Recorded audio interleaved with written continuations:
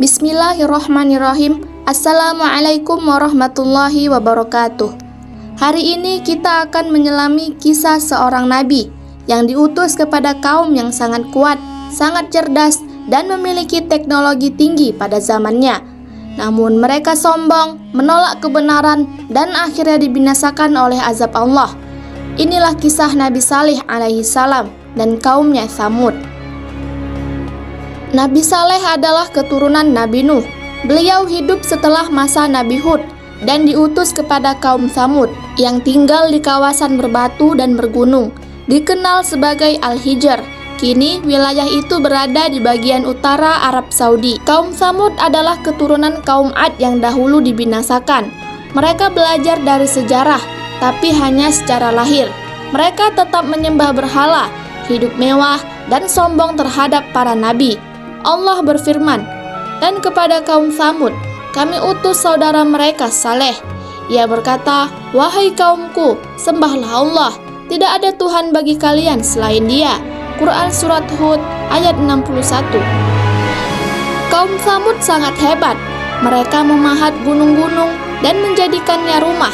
Mereka tinggal di tempat yang sejuk, punya pertanian yang subur, dan hidup penuh kemewahan. Namun sayangnya, mereka menyembah berhala dan menolak untuk menyembah Allah. Ketika Nabi Saleh mengajak mereka kembali ke tauhid, mereka malah berkata, "Wahai Saleh, dulunya kami berharap banyak darimu, tapi sekarang kamu melarang kami menyembah apa yang disembah oleh nenek moyang kami." Quran Surat Hud ayat 62. Kalau kamu benar seorang nabi, keluarkan unta betina dari batu ini, tapi harus sesuai permintaan kami, berwarna merah kekuningan, besar, sedang hamil dan siap melahirkan. Nabi Saleh pun memohon kepada Allah. Lalu dengan izin Allah, terjadilah mukjizat yang luar biasa. Seekor unta betina keluar dari batu besar di hadapan mereka. Unta ini bukan sembarang unta, ia adalah tanda kebesaran Allah. Nabi Saleh berkata, "Ini adalah unta betina dari Allah. Biarkan dia makan di bumi Allah dan jangan sakiti dia, atau kalian akan ditimpa azab yang pedih." Nabi Saleh juga memberi aturan, unta itu minum dari sumur sehari penuh, dan kaum Tsamud minum di hari berikutnya. Setiap kali unta itu minum, airnya sangat banyak, hingga seluruh sumur habis untuknya saja.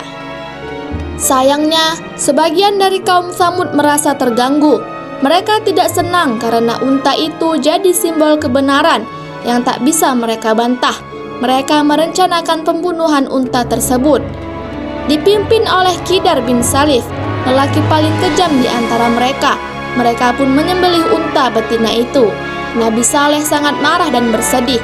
Ia berkata, "Bersenang-senanglah kalian di rumah kalian selama 3 hari. Setelah itu azab akan datang." Namun kaum Tsamud malah menantang, "Buktikan saja wahai Saleh, mana azab itu?" Hari pertama, wajah mereka berubah pucat. Hari kedua, wajah mereka merah. Hari ketiga, wajah mereka menghitam. Mereka mulai ketakutan, tapi sudah terlambat. Lalu pada hari keempat, datanglah gempa yang sangat besar, disertai dengan suara petir yang menggelegar. Rumah-rumah batu mereka roboh. Mereka semua tewas seketika dalam keadaan bersujud palsu, mati dalam kesombongan. Maka datanglah gempa yang dahsyat kepada mereka. Lalu mereka menjadi mayat-mayat bergelimpangan di rumah mereka. Nabi Saleh dan para pengikutnya yang beriman diselamatkan oleh Allah. Nabi Saleh pun meninggalkan kaumnya yang sudah binasa dan berkata, "Sungguh, aku telah menyampaikan risalah Tuhanku, dan aku sudah menasihati kalian, tapi kalian tidak menyukai orang yang memberi nasihat." Kaum Tsamud adalah kaum cerdas, maju, dan kuat. Tapi semua itu tidak berguna jika hati mereka membangkang dan menolak kebenaran. Kisah ini mengajarkan kita, jangan pernah sombong dengan apapun yang kita miliki. Jika datang peringatan dari Allah, segeralah taat dan kembali kepadanya. Mukjizat pun tidak akan menyelamatkan seseorang yang hatinya tertutup. Semoga kita tidak seperti kaum Tsamud. Semoga kita termasuk orang-orang yang menerima nasihat dan tetap teguh di atas tauhid. Amin ya rabbal alamin. Saya akhiri. Assalamualaikum warahmatullahi wabarakatuh. Jangan lupa like, share, dan subscribe untuk kisah Islami lainnya.